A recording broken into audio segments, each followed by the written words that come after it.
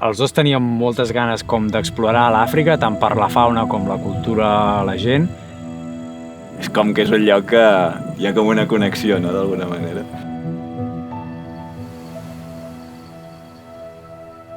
No sabíem ni teníem on anar. Van venir a avasallar-nos una mica al veure'ns blancs i tal. No enteníem què deien, però tampoc acabava d'inspirar molta confiança el tema. Allò no era gens el que havíem imaginat de l'Àfrica. Encara no sabíem on ens ficàvem ben bé, però ens esperaven uns dies de moltíssima aventura.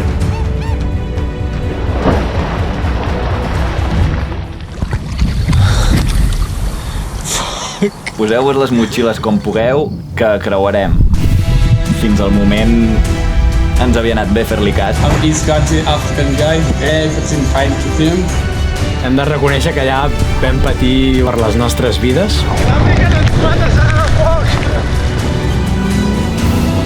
I veure tot això ens va ajudar molt més a entendre la importància com de conservar aquesta biodiversitat I que cada animal té un lloc. El més maco del viatge és com que crea uns vincles que t'uneixen per tota la vida.